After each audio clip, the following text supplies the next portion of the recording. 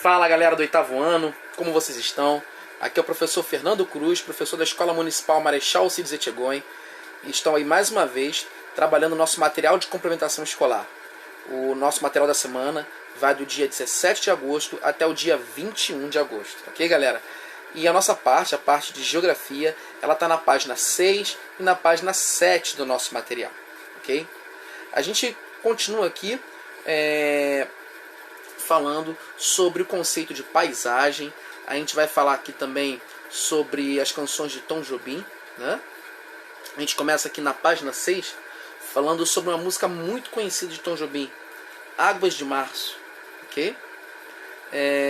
Que tem os seguintes versos: são as águas de março fechando o verão, é promessa de vida em teu coração, né? Então aqui nesse quadrinho aqui a gente já tem uma informação. Em um dia chuvoso, em março de 1972, em seu sítio localizado a 40 minutos de Petrópolis, Tom Jobim começou a compor a música Águas de Março. Água de Março é um clássico da música brasileira, e a letra, mais falada do que cantada, deu um tom radical e moderno à música. Em 2001 foi nomeada a melhor música brasileira de todos os tempos pelo jornal Folha de São Paulo.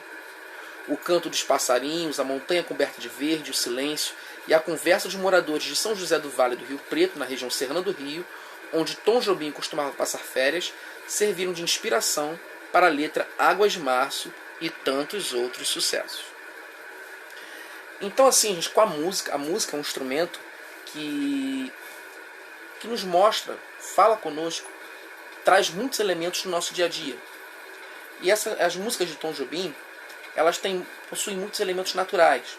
Águas de Março, por exemplo, é uma música baseada na paisagem. A gente já viu que é tudo aquilo que a gente consegue observar.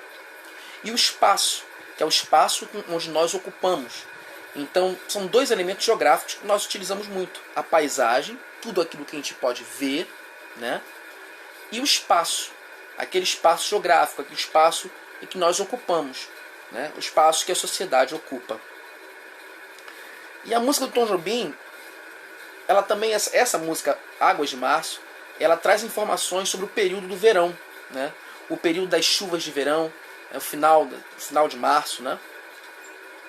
Onde aqui no hemisfério sul termina o verão e começa uma nova estação, né? Já começa o outono, e é muito característico nesse período as chuvas fortes. Então temos aqui, a música de Tom Jobim nos traz informações sobre o período do verão no hemisfério sul e sobre características dessa estação no estado do Rio de Janeiro. Você percebeu? Releia a história da criação da música Águas de Março, observe os mapas de localização e o gráfico com a precipitação na cidade do Rio de Janeiro. Quais características do verão no estado do Rio de Janeiro você consegue identificar? Ao analisar as informações apresentadas, escreva com suas palavras o que você achou. Então a gente tem aqui dois quadrinhos, tá? A gente tem um quadrinho aqui onde tem um mapa de São José do Vale do Rio Preto, interior do Rio de Janeiro, esse primeiro quadrinho. E temos o segundo quadrinho. No segundo quadrinho a gente tem a cidade do Rio de Janeiro. E aqui nós temos um gráfico, né? Esse gráfico ele nos mostra o índice de precipitação, ou seja, a quantidade de chuva que cai na nossa cidade, ok? E aqui a gente tem os meses, o mês de janeiro, fevereiro, o mês de março, todos os meses. Lembrando, gente, que o verão ele está compreendido entre o período de dezembro, né, finalzinho de dezembro, até o final de março. Então, a gente consegue observar nesse gráfico o período que mais chove no Rio de Janeiro é justamente no verão, né?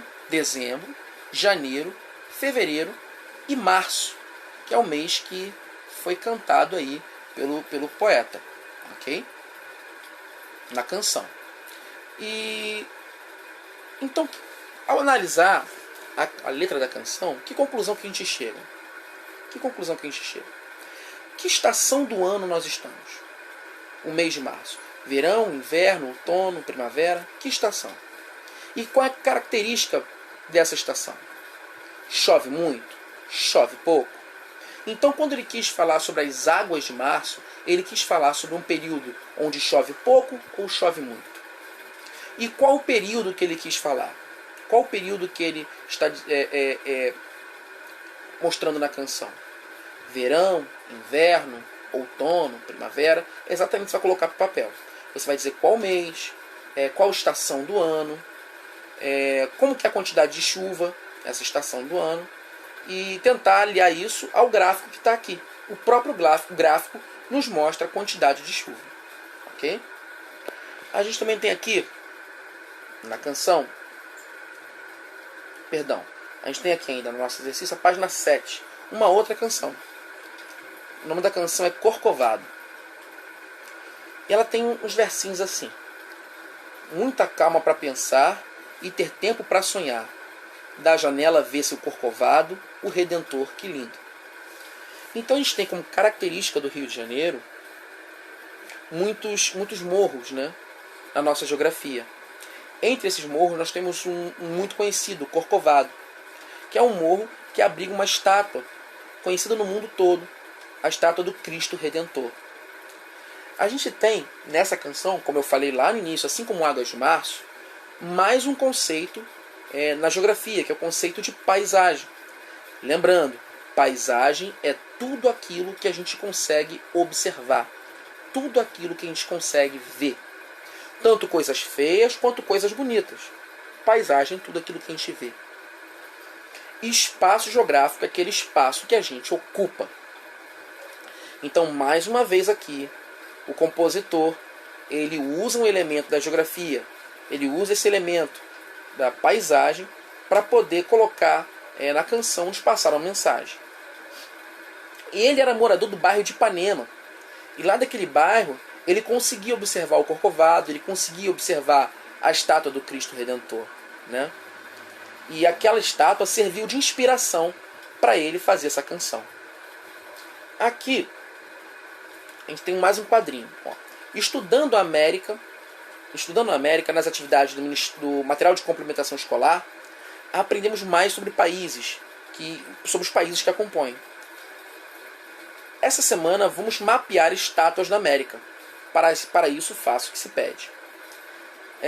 Aqui a atividade dá 3 estátuas em 3 lugares diferentes, né? A pergunta número 1, né, da questão aqui lendo mapas. Caso não saiba em que país as estátuas a seguir estão localizadas, pesquise para descobrir. O seu desafio será localizar as estátuas no mapa, indicando o país e a cidade que cada uma estátua foi construída. Ok? E para pesquisar também a história ligada à construção dessas estátuas, né? A história da construção de cada estátua. O Cristo Redentor, por exemplo, ele teve as mãos e o rosto moldado lá na França. Um escultor francês. Ele preparou as mãos e o rosto da estátua do Cristo Redentor, né? Então temos um quadrinho aqui que explica sobre a história do Cristo Redentor. Aqui, o Cristo Redentor teve as mãos e o rosto moldados na França pelo escultor francês Paul Landowski, com todas as angulações geométricas do Art Deco. E aqui você entrando nesse QR Code, você consegue aprender um pouquinho mais sobre esse tipo de arte, né? Então aqui nós temos 3 estátuas. No quadrinho A nós temos a estátua do Cristo Redentor. No quadrinho B a estátua do Cristo Picasso.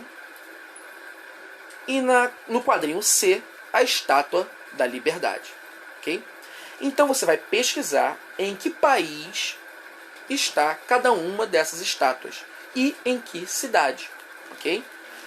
Primeira, Cristo Redentor. Em que cidade está? Isso é mole pra gente, né? Nós que somos cariocas temos a obrigação de saber. Então, Cristo Redentor, em que cidade está? Em que país? Ok? Quadrinho B, Cristo de Picasso. É só você procurar no Google, internet, você vai saber o país, vai pesquisar também em que cidade ele está. Ok? E a C, também uma estátua muito conhecida, a Estátua da Liberdade. Você vai lá, vai pesquisar em qual país e cidade a Estátua da Liberdade se encontra. Ok? E vamos tentar colocar um pouquinho da história de cada uma dessas estátuas. Lembrando que elas fazem parte da história de cada uma dessas cidades. Elas compõem a paisagem, né? Contam um pouco da história do lugar.